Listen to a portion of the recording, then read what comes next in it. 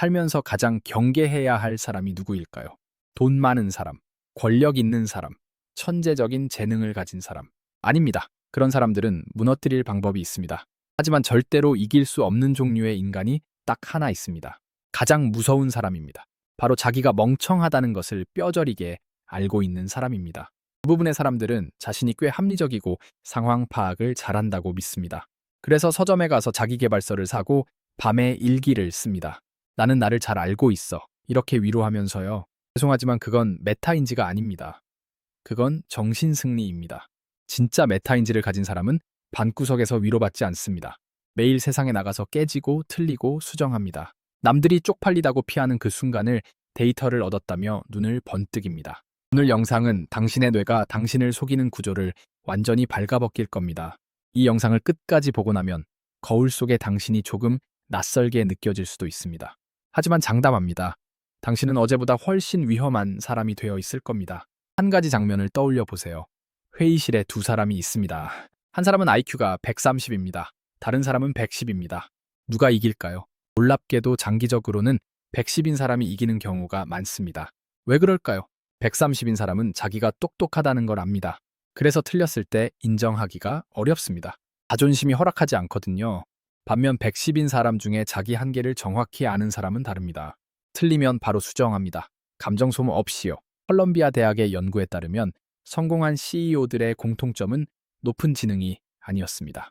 수정 속도였습니다. 실패를 상처로 받아들이지 않고 데이터로 받아들이는 능력이었습니다. 생각해 보세요. 실패할 때마다 며칠씩 우울해하는 사람과 실패하자마자 뭐가 틀렸지 하고 분석하는 사람. 1년 후에 누가 더 멀리 갔을까요? 무서운 사람들은 자존심이 없습니다. 정확히 말하면 자존심을 데이터 앞에 내려놓을 줄 압니다. 그래서 결과적으로 무적이 됩니다. 깨질 자존심 자체가 없으니까요. 당신은 마지막으로 내가 틀렸어 라고 말한 게 언제인가요? 그 빈도가 당신의 성장 속도를 결정합니다. 여기서 불편한 진실을 하나 말씀드려야 합니다. 혼자 방구석에서 하는 생각은 메타인지가 아닙니다. 많은 분들이 저녁에 일기를 쓰면서 오늘 나는 이랬구나 하고 반성합니다. 명상 앱을 켜고 눈을 감습니다. 그리고 나는 성장하고 있어 라고 느낍니다. 컬럼비아 대학의 리사 손 교수는 이것을 정면으로 비판합니다. 검증과 피드백이 없는 기록은 자기 합리화에 불과하다고요. 왜 그럴까요? 우리 뇌는 자기 자신에게 굉장히 관대합니다. 일기를 쓸 때 우리는 무의식적으로 자신을 좋게 포장합니다. 오늘 좀 힘들었지만 그래도 최선을 다했어. 이렇게요. 하지만 진짜 질문은 이겁니다. 최선을 다했다는 건 누가 판단한 건가요? 본인이요. 그게 문제입니다. 열심히 더 했다는 모호한 느낌에 중독된 뇌는 실제로는 아무것도 배우지 못합니다. 마치 헬스장에 가서 거울만 보다 오는 것과 같습니다. 운동한 것 같은 느낌만 있고 근육은 전혀 늘지 않는 거죠. 진짜 메타인지는 불편한 진실을 마주하는 겁니다. 누군가에게 내가 어땠어? 라고 물어보고 듣기 싫은 대답을 듣는 겁니다. 내 예측이 틀렸다는 걸 숫자로 확인하는 겁니다. 그 과정이 없으면 10년을 일기 써도 제자리입니다. 그런데 왜 우리는 혼자 생각만 해도 뭔가 성장한 것 같은 느낌이 들까요? 여기에는 뇌과학적 이유가 있습니다. 인간의 뇌는 칼로리를 아끼도록 설계되어 있습니다. 원시 시대에는 음식이 부족했습니다. 그래서 뇌는 에너지를 최대한 절약하려고 합니다. 이것이 문제를 일으킵니다. 뇌는 익숙한 것을 아는 것으로 착각하게 만듭니다. 한 번 들어본 개념을 이미 이해했다고 느끼게 합니다. 책을 읽으면 다 안다고 착각하게 만듭니다. 왜냐하면 새로운 걸 진짜로 이해하는 건 에너지가 많이 드니까요. 이것이 심리학에서 말하는 더닝크루거 효과입니다. 아는 게 적을수록 자신감이 넘치고 아는 게 많아질수록 겸손해지는 현상이요. 더 무서운 게 있습니다. 안다는 느낌이라는 게 있습니다. 이 느낌은 실제로 아는 것과 전혀 상관이 없습니다. 시험 볼 때 경험해 보셨을 겁니다. 분명 아는 것 같은데 막상 적으려니까 안 나오는 거요. 그게 바로 이겁니다. 뇌가 안다고 사기를 친 겁니다. 우리는 매일 이 사기에 당하면서 살고 있습니다. 뇌가 보내는 괜찮아, 너 잘하고 있어 라는 신호를 진짜라고 믿으면서요. 그러면 진짜 배움은 언제 일어날까요? 뇌과학이 답을 알려줍니다. 우리 뇌에는 전대상 피질이라는 부위가 있습니다. 어려운 이름이지만 하는 일은 간단합니다. 예측이 틀렸을 때 불쾌한 신호를 보내는 겁니다. 생각해보세요. 자판기에 1,000원을 넣었는데 음료가 안 나오면 짜증이 나죠. 예상대로 음료가 나오면 아무 감정이 없고요. 이게 전대상 피질이 하는 일입니다. 예측과 현실이 다를 때 뭔가 이상한데 라는 신호를 보내는 거죠. 여기서 중요한 게 있습니다. 이 불쾌한 신호가 바로 학습의 시작입니다. 편안하면 배우고 있는 게 아닙니다. 쪽팔림, 화끈거림, 답답함. 이런 감정들이 바로 뇌가 업데이트되고 있다는 생물학적 증거입니다. 하버드 의대 연구에 따르면 학습 효과가 가장 높은 순간은 자신의 예측이 틀렸음을 인식하는 바로 그 순간이었습니다. 불편함 없이 편안하게 공부하면 정보가 장기 기억으로 넘어가지 않습니다. 많은 분들이 공부할 때 편안한 상태를 유지하려고 합니다. 이해되는 부분만 반복합니다. 어려운 건 넘어갑니다. 그게 바로 함정입니다. 진짜 실력이 느는 건 모르겠는데 라는 불편함을 느끼는 그 순간입니다. 자, 그러면 어떻게 해야 진짜 메타인지를 키울 수 있을까요? 세계적인 포커 챔피언이자 인지심리학자인 애니 듀크의 방법을 소개합니다. 한 가지 질문을 드릴게요.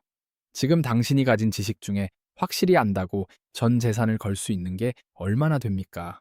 대부분의 사람들은 확신한다고, 확실히 안다고 말합니다. 하지만 진짜 돈을 걸라고 하면 말이 달라집니다. 애니 듀크는 이것을 베팅 사고법이라고 부릅니다. 확실해? 라는 질문 대신 얼마 걸래? 라고 물어보라는 겁니다.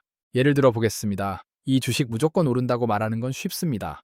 하지만 100만 원 걸래요? 라고 물으면 순간 머뭇거리게 됩니다. 그때 뇌가 작동하기 시작합니다. 아, 안 오를 이유가 있었나? 그제서야 처음으로 진짜 확률을 생각하기 시작합니다. 이게 포인트입니다. 리스크를 거는 순간 메타인지의 해상도가 100배 높아집니다. 실생활에서 이렇게 적용해 보세요. 새 프로젝트를 시작할 때 이거 성공할 것 같아. 대신 실패하면 월급 반 걸 수 있어 라고 스스로에게 물어보세요. 갑자기 이거 검토 한 번 더 해봐야겠다 라는 생각이 들 겁니다. 그게 진짜 메타인지입니다. 여기서 한 가지 더 중요한 개념을 말씀드리겠습니다. 카이스트의 아이나 교수는 햄에 대한 흥미로운 연구를 발표했습니다. 햄하는 뇌에서 공간 기억을 담당하는 부위입니다. 여기에 우리가 경험한 장소들의 지도가 저장됩니다. 그런데 핵심은 이겁니다. 경험하지 않은 곳의 지도는 뇌에 존재하지 않습니다. 무슨 말이냐면요. 책으로 읽은 지식과 직접 겪은 지식은 뇌에서 저장되는 위치가 다릅니다. 그리고 실전에서 꺼내 쓸 수 있는 건 직접 겪은 지식뿐입니다. 서울 지도를 아무리 외워도 직접 걸어보지 않으면 길을 찾을 수 없는 것과 같습니다. 머리로는 알지만 몸은 모르는 거죠. 이것이 책상머리 공부가 실패하는 이유입니다. 이동과 탐색 없이 만들어진 지도는 실전에서 길을 잃게 만듭니다. 많은 분들이 유튜브로 공부하고 책으로 공부하고 강의로 공부합니다. 그런데 막상 현실에서 적용하려고 하면 막힙니다. 당연합니다. 뇌에 지도가 없으니까요. 진짜 지도를 만들려면 직접 나가서 부딪혀야 합니다. 틀려보고 창피당해보고 실패해봐야 합니다. 그래야 뇌가 아, 여기서는 이렇게 하면 안 되는구나 라고 기록합니다. 자, 이제 당장 실천할 수 있는 방법을 알려드리겠습니다. 오늘부터 바로 시작할 수 있는 3단계 프로토콜입니다. 첫 번째 단계는 예측입니다. 어떤 일을 하기 전에 구체적인 결과와 소요 시간을 숫자로 적어보세요. 예를 들어 이 보고서 3시간이면 끝날 것 같다. 이 미팅에서 3가지 안건이 통과될 것 같다. 이렇게 구체적으로요. 왜 숫자가 중요할까요? 잘 될 것 같다라는 모호한 예측은 나중에 검증이 불가능합니다. 반면 3시간이라고 적어두면 실제로 5시간 걸렸을 때 내가 2시간을 잘못 예측했구나 라고 정확히 알 수 있습니다. 두 번째 단계는 충돌입니다. 실행 후에 예측과 실제 결과의 차이를 변명 없이 기록하세요. 여기가 가장 아픈 구간입니다. 대부분의 사람들이 여기서 포기합니다. 갑자기 급한 일이 생겨서 그랬어. 컨디션이 안 좋았어. 이런 변명이 자동으로 튀어나옵니다. 그 변명을 적지 마세요. 그냥 숫자만 적으세요. 예측 3시간, 실제 5시간, 차이 2시간, 끝입니다. 세 번째 단계는 교정입니다. 다음엔 열심히 할게가 아니라 다음엔 변수 A를 제거한다 라는 구체적인 행동 전략을 세우세요. 예를 들어 다음엔 휴대폰을 다른 방에 둔다. 다음엔 시작 전에 필요한 자료를 미리 정리한다. 이렇게요. 열심히 하겠다는 건 전략이 아닙니다. 뭘 어떻게 바꿀 건지가 전략입니다. 이 3단계를 2주만 해보세요. 예측하고 부딪히고 수정하고 이 사이클이 돌기 시작하면 당신의 성장 속도가 완전히 달라집니다. 마지막으로 가장 중요한 이야기를 드리겠습니다. 철학자 소크라테스가 왜 가장 지혜로운 사람으로 불렸는지 아시나요? 그가 모든 걸 알아서가 아닙니다. 자신이 모른다는 것을 아는 유일한 사람이었기 때문입니다. 2000년이 지난 지금도 이 원리는 똑같습니다. 자신이 멍청하다는 것을 인정하는 순간, 당신은 세상에서 가장 빠르게 배우는 사람이 됩니다. 왜냐하면 그 순간부터 방어할 자존심이 사라지기 때문입니다. 틀려도 괜찮아지기 때문입니다.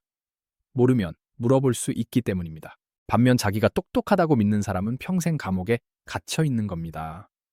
틀렸는데, 인정 못하고 모르는데, 아는 척하고 배워야 하는데 가르치려 들고, 당신의 무지를 숨기지 마세요. 그것이 당신의 가장 날카로운 무기입니다. 오늘 영상에서 드린 3단계 프로토콜을 당장 오늘 저녁부터 시작해 보세요. 내일 할 일 하나를 정하고 몇 시간 걸릴지 예측해서 적어보세요. 그게 첫걸음입니다. 이 영상이 도움이 되셨다면 좋아요와 구독 부탁드립니다. 좋아요 하나가 이런 영상을 계속 만드는데 큰 힘이 됩니다. 그리고 댓글로 여러분의 이야기를 들려주세요. 자신이 틀렸다는 걸 인정하기 어려웠던 경험, 혼자 생각만 하다가 막상 해보니 완전히 달랐던 경험, 피드백을 받고 생각이 바뀌었던 순간, 어떤 이야기든 좋습니다. 여러분의 경험 하나하나가 비슷한 고민을 하고 있는 다른 분들에게 큰 용기가 될 수 있습니다. 당신은 이미 이 영상을 끝까지 본 것만으로도 대부분의 사람들보다 앞서 있습니다. 이제 실천만 남았습니다. 그럼 다음 영상에서 뵙겠습니다.